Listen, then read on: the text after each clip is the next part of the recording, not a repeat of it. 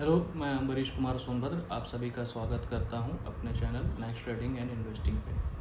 हम सभी ने अपनी शेयर मार्केट की जर्नी की शुरुआत कर ली है या कर रहे हैं, पर अभी भी मन में ये संकोच आता है कि किस तरह से हम बेहतर तरीके से अपने आप का जो इन्वेस्टमेंट है उसको हम आगे बढ़ा सकें और बेहतर वेल्थ बना सकें। देखिए, बेहतर वेल्थ बनाना ये मुद्दा नहीं होना चाहिए, बेहतर स्टॉक्स चुनना ये मुद्दा होना चाहिए। अब हर किसी को लगता है कि इतना पैसा बन जाए तो आनंद आ जाए, लेकिन क्या है कि गलतियाँ सबसे होती हैं, रिस्क स्टॉक मार्केट में भी है। ऐसा नहीं कि हर स्टॉक को चुनेंगे तो हमें उसमें रिवार्ड ही मिलेगा। हो सकता है कि 15 स्टॉक चुने हैं, उसमें 2-3 स्टॉक पिट गए हैं, 4 स्टॉक पिट गए हैं, तो हाँ, जो हमने निवेश किया है तो वो तो थोड़ा तो उतना रिस्क तो हमारे स्टॉक मार्केट में है। तो उसी रिस्क को मिनिमाइज़ करने के लिए और एक अच्छा वेल्थ बनाने के लिए, एक अच्छा कॉर्पस बिल्ड करने के लिए स्टॉक मार्केट में जिन शेयरों में हमें निवेश करना है उसे 3 तरह से क्लासिफाई किया गया है। सबसे पहले क्लासिफिकेशन में आता है मार्केट कैपिटलाइजेशन के बेसिस पे, फिर है स्टॉक के ग्रोथ पोटेंशियल के बेसिस पे, उसके बाद नंबर आता है डिविडेंड के हिसाब से। अब चलिए कि हम समझते हैं एक एक करके इन सब चीज़ कि कैसे हमें समझ में आएगा कि ये लार्ज कैप स्टॉक है या स्मॉल कैप है या डिविडेंड वाली है। लार्ज कैप स्टॉक्स को पहले समझ लेते हैं। लार्ज कैप स्टॉक्स बड़ी कंपनियां जो कि वेल एस्टेब्लिश्ड कंपनीज है, जिनकी फाइनेंशियल बहुत ही साउंड है, जो कि एक लंबे अरसे से एक अच्छी खासी रिटर्न देते आ रही है, उसे हम लार्ज कैप स्टॉक्स के अंदर गिनते हैं। इनमें रिस्क भी कम होता है और इनकी जो रिटर्न है वो स्टेडी रहती है। मतलब कि ठीक है, कभी उसका रिटर्न माइनस में जाता है, बट वो बढ़ता ही है, वो घटता नहीं है जल्दी। बहुत कम ही ऐसे स्टॉक्स हैं जो कि जैसे मान लिए कि हमने वोडाफोन लिया होगा या येस बैंक लिया होगा, बहुत ही प्रॉमिसिंग थे स्टार्टिंग में, बट कभी कभार ऐसा हो जाता है कि स्टॉक पिट गया। बट अगर इसी तरह से हमने HDFC में, इन्फोसिस में या हिंदुस्तान यूनिलीवर में ही सही, वो तो एक स्टडी रिटर्न दे रहे इतने सालों से। तो लार्ज कैप स्टॉक्स का मतलब यही कि उन शेयरों में निवेश करना जो कि एक बहुत ही फाइनेंशियली साउंड और वेल एस्टैब्लिश्ड कंपनी है। अब लार्ज कैप स्टॉक्स हम समझें कैसे कि लार्ज कैप स्टॉक्स कौन से होते हैं। तो जिन भी कंपनियों के मार्केट वैल्यू या मार्केट कैपिटलाइजेशन 20,000 करोड़ से ऊपर है, वो लार्ज कैप स्टॉक्स की गिनती में आते हैं। चलिए अब आगे समझते हैं mid cap stocks. Mid cap stocks क्या होता है? Mid cap stocks medium size की कंपनियां हैं जो कि लार्ज और स्मॉल के बीच में उनका मार्केट वैल्यू आता है, जिनमें कि ग्रोथ पोटेंशियल भी अच्छी होती है, क्योंकि अभी वो पूरी तरह से वेल एस्टैब्लिश्ड एक HDFC बैंक की तरह तो नहीं हुए या इन्फोसिस की तरह उनका नाम नहीं हुआ, लेकिन हाँ, बट उनका नाम है और उनमें ग्रोथ अभी बाकी है। वो उस फील्ड में है जो कि अभी ग्रोथ और चलेगी। अभी तो वो जवानी की फेज़ में ही आए हैं, अभी तो उनको बहुत आगे जाना है। इस तरह के स्टॉक्स ढूंढने होते हैं। इनमें लार्ज कैप से ज़्यादा रिस्क होता है, लेकिन जब रिटर्न देने की बारी आती है तो लार्ज कैप से ज़्यादा रिटर्न आता है, क्योंकि वो तो वेल एस्टैब्लिश्ड कंपनी है लार्ज कैप। तो उनमें तो जाहिर सी बात है कि रिटर्न स्टेडी होगा, क्योंकि वो ग्रो कर चुकी हैं। उनको अब और ज़्यादा ग्रो नहीं करना है, बस अपने आप को बनाए रखना है, तो उसमें वो अपना स्टेडी रिटर्न निकालती हैं। इसी तरह से मिड कैप स्टॉक्स को ग्रो करना है तो वो अपना रिटर्न कभी कभार बहुत अच्छा दे जाता है। जैसे कि वोल्टास देख लीजिए, पेज इंडस्ट्रीज़ देख लीजिए, इन कंपनियों में ग्रोथ अभी भी बाकी है, क्योंकि आज वोल्टास की मार्केट वैल्यू आप देख ही रहे हैं, तो मिड कैप स्टॉक्स को भी इस तरह से ढूंढना है। मिड कैप स्टॉक्स कैसे फाइंड करते हैं? तो जिन भी कंपनियों की मार्केट वैल्यू या मार्केट कैपिटलाइजेशन 5,000 करोड़ से लेकर के 20,000 करोड़ तक के बीच में है, वो मिड कैप स्टॉक्स के गिनती में आते हैं। अब हम चलते हैं स्मॉल कैप स्टॉक्स के ऊपर।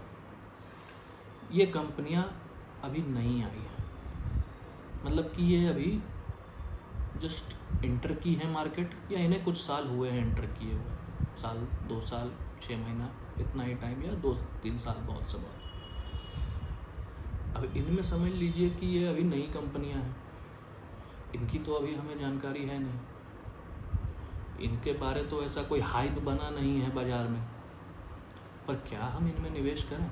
जी हाँ, बिल्कुल इन कंपनियों में भी निवेश करना है, यही आपका मेन वेल्थ बिल्ड करेंगी, लेकिन उनमें करना है जो कि प्रॉमिसिंग हो। ये ना कि किसी भी स्मॉल कैप वाली कंपनी में उठ करके हमने बढ़िया से सेल बाय कर लिया और उसको लेके बैठ गए, पता चला वो कंपनी बैंकरप्ट हो गई। तो इसको समझने के लिए, स्मॉल कैप स्टॉक्स को समझने के लिए हमारे पास फंडामेंटल एनालिसिस, जो हम आगे किसी वीडियो में आपको पूरी डिटेल में समझाएंगे, बिना इस फंडामेंटल एनालिसिस को किए आप स्मॉल कैप में निवेश नहीं करेंगे, क्योंकि स्मॉल कैप बहुत ज़्यादा रिस्की है, और जितना ज़्यादा इसमें रिस्क है उतना ही ज़्यादा इसमें रिटर्न है। क्या है कि आप 10 कंपनियों में, आपने जैसे मान लीजिए कि 10 स्मॉल कैप कंपनियों को ढूंढा और उसमें निवेश कर दिया, पता चला कि 8 के 8 बैंकरप्ट हो गए, या 10 के 10 हो गए, या 2 ही हुए और आपका कॉर्पस बिल्ड हो गया। तो लेकिन इस चीज़ को समझना है, ये ऐसे ही नहीं कि किसी में भी निवेश कर देना है। इसलिए इन्फॉर्म्ड डिसीजन लेने के लिए आपको फंडामेंटल एनालिसिस को भी समझना पड़ेगा, जो कि हम आगे की वीडियो में समझेंगे। और स्मॉल कैप स्टॉक्स का मतलब जो 5,000 करोड़ से कम की कंपनियां हैं, जैसे कि ब्राइटकॉम ग्रुप, तनला प्लेटफॉर्म्स, इन सब जैसे कंपनियों में हमें निवेश करना है। हम चलते हैं अपनी दूसरी क्लासिफिकेशन के ऊपर, जो कि ग्रोथ स्टॉक्स। ग्रोथ स्टॉक्स को हम कैसे ढूंढते हैं?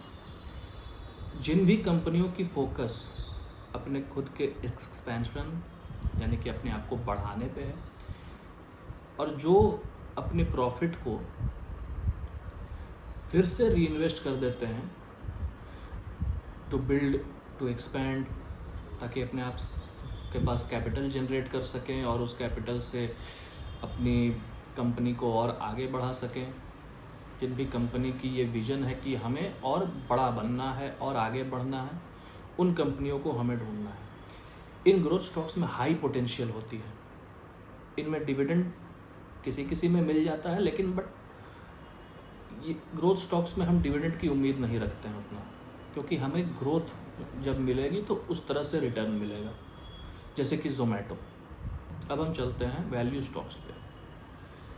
अब वैल्यू स्टॉक्स को हम कैसे पता करें? तो वैल्यू स्टॉक्स के लिए होती है कि हम किसी भी कंपनी की पी रेशियो देखते हैं, और जो भी कंपनी अंडर वैल्यूड है लेकिन उनकी फंडामेंटल स्ट्रॉन्ग है, वैल्यू स्टॉक्स में जैसे कि मान लिया जाए कि जैसे हमारे पास ONGC है, या ITC है, या टाटा मोटर्स है। खैर टाटा मोटर्स तो एक तरह से वेल एस्टैब्लिश्ड कंपनी में भी आती है, तो ONGC ये सब भी आती है। तो मतलब कहने का मतलब ये हुआ कि 20 जिस भी कंपनी की अपने सेक्टर के हिसाब से कम है, जो कि अंडर वैल्यूड कंपनी है पर उनकी फाइनेंशियल्स बहुत ही प्रॉमिसिंग है,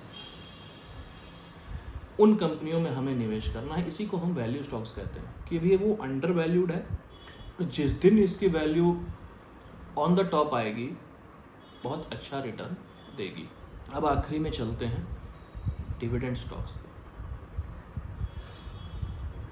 डिविडेंड स्टॉक्स वो स्टॉक्स हैं जो अपनी प्रॉफिट को शेयर होल्डर्स में बांट देती है। जैसे हमने आईटीसी का शेयर लिया हुआ है मान लिया, तो वो 2% या 5% के आसपास हर साल डिविडेंड देती है, उन्हें अपने प्रॉफिट का कुछ हिस्सा हमें देती हैं। उन कंपनियों को हम डिविडेंड स्टॉक्स में गिनते हैं। कुछ लोगों का ये कहना होता है कि हमें 60 साल बाद एक रेगुलर इनकम चाहिए स्टॉक मार्केट से, जैसे कि मतलब साल में 5 लाख 6 लाख हमें मिल जाना चाहिए उससे एज अ रेगुलर इनकम। वो लोग डिविडेंड स्टॉक्स में भी थोड़ा ज़्यादा फोकस करते हैं, उस तरह के स्टॉक्स को भी चुनते हैं ज़्यादा।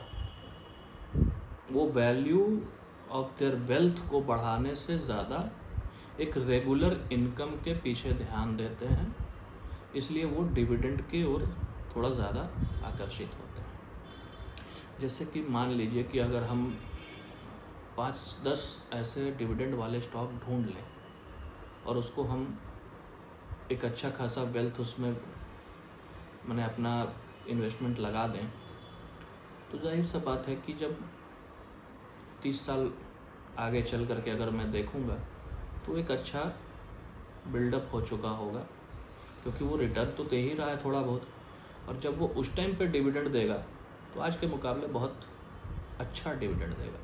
जैसे अभी तो हम वैसे मान लीजिए कि 10 शेयर लिए, तो 10 शेयर में 5% में क्या ही डिविडेंड है, कुछ नहीं, कुछ समझ में ही नहीं आएगा कि डिविडेंड टूट गया। लेकिन हाँ, जैसे अगर 4 से 5 लाख या 7 लाख निकालना है हमें 30 साल बाद, तो वो हम आराम से अचीव कर सकते हैं। नॉन डिविडेंड स्टॉक्स वही जो कि अपने प्रॉफिट को री इन्वेस्ट कर देते हैं, वो रेगुलर इनकम नहीं, उनका सिर्फ कैपिटल गेन्स पे, मतलब कि वो धीरे धीरे अपना जो स्टडी रिटर्न्स देंगे उन पे ही उनका सारा फोकस रहता है। जैसे कि जितने भी ग्रोथ वाले स्टार्टअप्स हैं, अमेज़ॉन, ये तो खैर बाहर की हो गई, फिर आपका जैसे स्विगी, ये सब अभी बढ़ रहे हैं, अभी ग्रोथ वाले हैं, अभी स्टार्टअप हैं, अभी अभी आए हैं, तो इन कंपनियों को नॉन डिविडेंड स्टॉक्स में गिनते हैं और इनकी रिटर्न बेहतर होती है। अब इन सब का एक सार समझ लेते हैं कि किस तरह से कैसे हमें देखना और किस तरह के स्टॉक्स हमें चुनना है। जैसे कि लार्ज कैप स्टॉक्स है, ये लो रिस्क वाले, मॉडरेट रिटर्न यानी स्टडी रिटर्न, और TCS HDFC बैंक जैसे शेयर्स में हमें निवेश करना है। Mid cap, medium risk, higher return, और इसके कुछ एग्जांपल जैसे Voltas, Page Industries. Small cap जो है रिस्क बहुत हाई है, तो उस तरह से रिटर्न भी बहुत हाई है। हमें बहुत ही सोच समझ करके इन सब स्टॉक्स में काफ़ी अच्छे से अपने फाइनेंशियल्स को देख करके उस कंपनी की तभी जा कर के निवेश करना है। फिर हमारे आगे ग्रोथ, जिसमें मीडियम रिस्क, हाई रिटर्न, क्योंकि अभी ग्रो करेंगी, अभी ग्रो किया नहीं है, करेंगी, रिस्क है, बट अगर ये कंपनी अच्छी है, प्रॉमिसिंग है, तो इनकी जो ग्रोथ होगी ये बाकी सबसे ज़्यादा बेहतर होगी, तो आपके शेयर के वैल्यू भी उस तरह से बढ़ेंगे। अब आते हैं वैल्यू पे। वैल्यू वाले स्टॉक्स में लो रिस्क है, क्योंकि वो अभी अंडर वैल्यूड है, तो आपको कम दामों में मिल जाएगी, तो उसमें रिस्क भी कम है, और जब इनका इंडस्ट्री के हिसाब से बढ़िया PE आ जाएगा तो आपको एक अच्छा मॉडरेट रिटर्न इससे प्राप्त होगा। डिविडेंड वाले स्टॉक बिल्कुल लो रिस्क, क्योंकि अधिकतर डिविडेंड देने वाली कंपनियां गवर्नमेंट से जुड़ी हुई हैं, तो गवर्नमेंट से जुड़ी हुई कंपनियां हमेशा रहेंगी ही। ये सोनली एक इनकम जनरेट करने का फोकस है इसमें, इससे हम अपना कॉर्पस बिल्ड करने के लिए इस्तेमाल नहीं करते हैं इन स्टॉक्स को। इन स्टॉक्स को हम इस्तेमाल करते हैं एक छोटा मोटा अमाउंट, एक साल का हमारा एक एनुअल पैकेज की तरह कुछ इससे भी मिल जाए। उम्मीद करता हूँ कि आपको ये वीडियो पसंद आई होगी, आपको इससे कुछ सीखने को मिला होगा। अब आप इससे और भी बेहतर तरीके से अपने इन्वेस्टमेंट को आगे बढ़ा सकते हैं। आपको किस क्लासिफिकेशन में ज़्यादा अच्छा लगता है ट्रेड करने के लिए या इन्वेस्ट करने के लिए, आप हमें कमेंट सेक्शन में बता सकते हैं। वीडियो अगर अच्छी लगी हो तो लाइक करें, शेयर करें अपने मित्रों और परिवार वालों के साथ, ताकि वो भी इस चीज़ को समझें और बेहतर इन्फॉर्म डिसीजन ले सकें अपने इन्वेस्टमेंट के प्रति। मिलूँगा आपसे अगली वीडियो में एक नए टॉपिक के साथ। सब्सक्राइब करना ना भूलें। धन्यवाद।